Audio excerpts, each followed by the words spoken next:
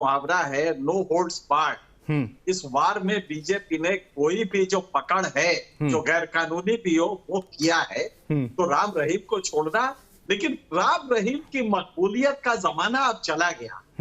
बहुत तेजी से आप देखेंगे कि ये जो बाबा थे, ये डिस्क्रेडिटेड हो रहे हैं, और ये समय के साथ जैसे जैसे शिक्षा का लेवल बढ़ रहा, समझ बढ़ रही है, सोशल मीडिया का प्रभाव बढ़ रहा है, क्योंकि एक दूसरा मीडिया है वो थोड़ा सा अलग है, तो इसकी वजह से राम रहीम अब वो रहे नहीं। बीजेपी वही एक ट्रेडिशनल फॉर्मूला अपना रही है कि राम रहीम को छोड़ दो, उनसे अपील करवा लो, राम रहीम के पैर छू लो। ये इससे होता नहीं है। और हकीकत ये है कि कांग्रेस में ये लाल जूता चलता रहे, क्योंकि दोनों में अंतर है। आप देख रहे हैं कि बीजेपी और कम्युनिस्ट, ये आइडियोलॉजिकली कमिटेड पार्टी कही जाती थी, इसमें तो लाल जूता अपने चरम पे है। हरियाणा में आपने देखा कि किस तरह पार्टी में मतभेद सामने आए। तो जब आइडियोलॉजिकली कमिटेड पार्टी की हालत है, तो कांग्रेस में तो ये नॉर्मल प्रैक्टिस है, लेकिन इसके बाद भी गवर्नेंस चलती रहेगी। और आप देखेंगे कि सरकार जब बनेगी तो चीजें सबसाइड हो जाएंगी, शैलजा भी आ जाएंगी लाइन पे, और मुझे नहीं लगता कि गवर्नेंस में कोई दिक्कत होगी। चलिए, बहुत बहुत शुक्रिया एनके सिंह साहब, और अनिल त्यागी सर आपका भी बहुत बहुत शुक्रिया, विकास आपका भी बहुत शुक्रिया। लेकिन आप नजर बना के रखिएगा, विकास आपसे आगे अपडेट लेंगे। मोहित राज दुबे मेरे सहयोगी लगातार बने हुए हैं। मोहित, एक बात बहुत महत्वपूर्ण कही एनके सिंह साहब ने, वो ये कही कि जब सरकार एक बार बन जाती है तो सारे मतभेदों को भुला दिया जाता है, और यही कारण है कि अब शायद वो नाराजगी दूर होगी। लेकिन आने वाले वक्त में जो एग्जिट पोल में दिख रहे हैं, एग्जिट पोल के नतीजे मोहित, वो पूरे एग्जैक्ट पोल में आपको बदलते हुए लग रहे हैं? क्योंकि आप तो बहुत सारी सीटों पर गए, आपने रिपोर्टिंग की, आपने समझा, कांग्रेस कवर भी करते हैं आप।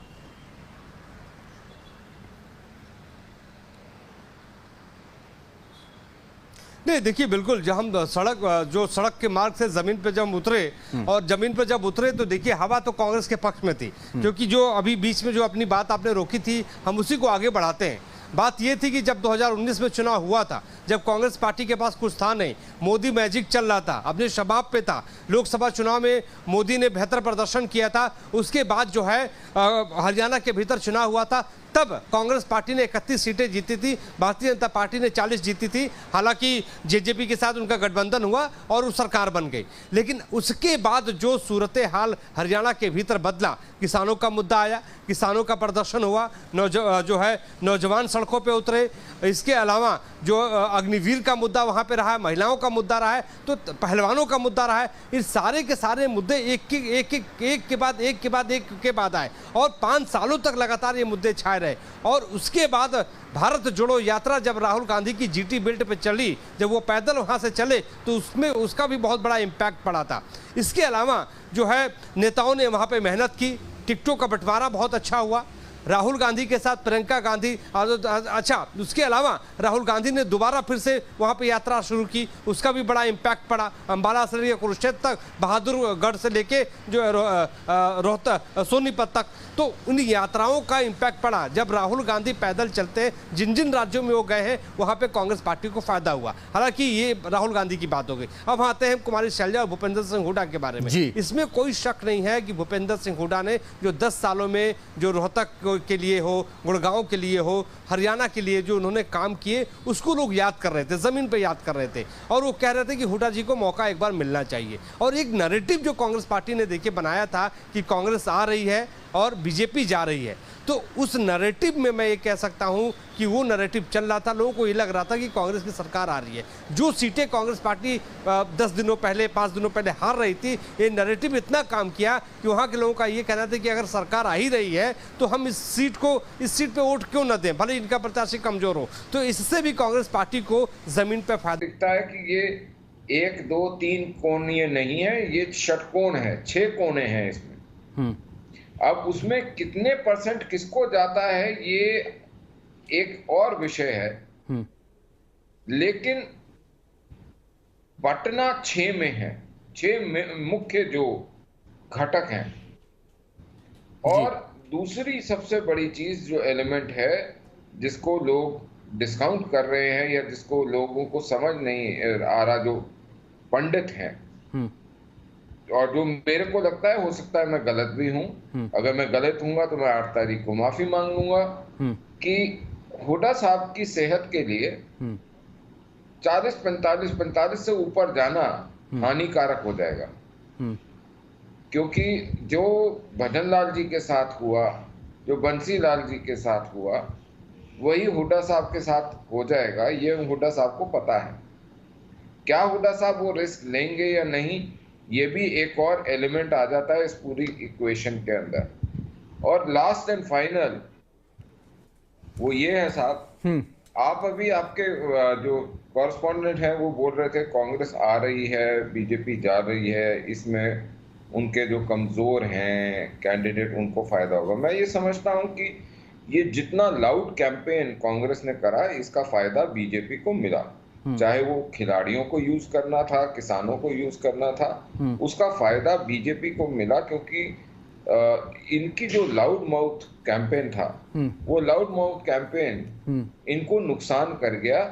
और वो इस प्रकार से नुकसान करा क्योंकि लोगों को रोहतक 2016 वो दृश्य जीटी रोड के सारे याद आए, उनको मिर्चीपुर भी याद आया जिस प्रकार से शैलजा जी के साथ हुआ, और बतेरे और छोटे छोटे वो 50% वो कोटे के ऊपर 50 वोटों के ऊपर एक नौकरी, और ये नौकरी और वो, ये सारे जो हैं ये लोगों को मेमोरी रिफ्रेश करते रहे। मेरे को ऐसा लगता है, हो सकता है मेरा आकलन गलत हो, लेकिन मेरे आकलन के हिसाब से मेरे को ये नजर आता है कि सीटों का विनिंग मार्जिन बहुत सारी, मतलब 90 अगर सीटें हैं तो मैं उनमें से 70 सीटें ऐसा देखता हूं जिनका विनिंग मार्जिन बहुत छोटा होगा। और इस छोटे मार्जिन की वजह से आपके पास वेरिएबल रिजल्ट्स आने वाले हैं, ऐसे रिजल्ट्स जो कि एक्सपेक्टेड नहीं थे।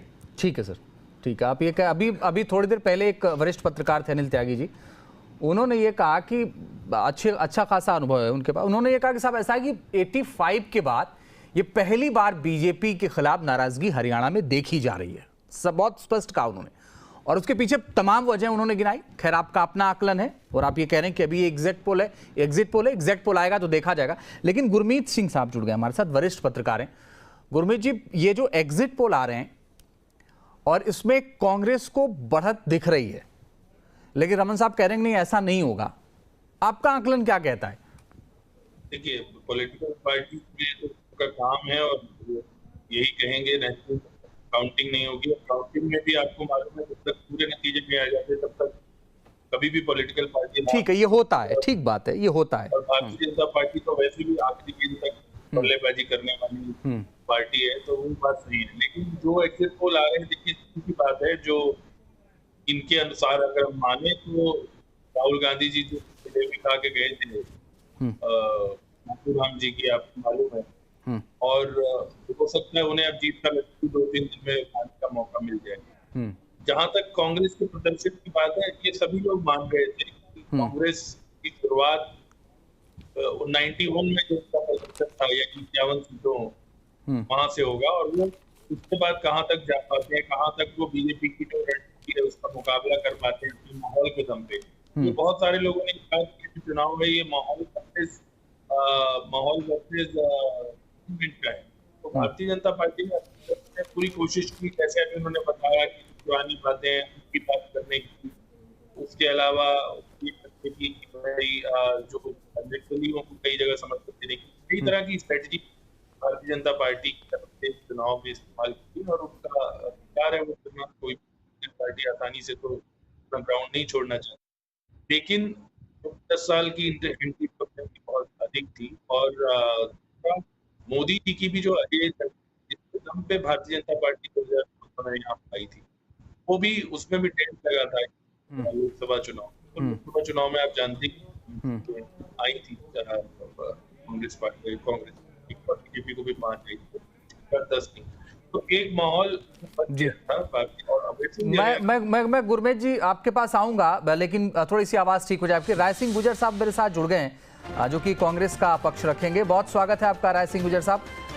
क्या आपको बधाई दे दी जाए जो एग्जिट पोल है, या अभी इंतजार करना चाहिए?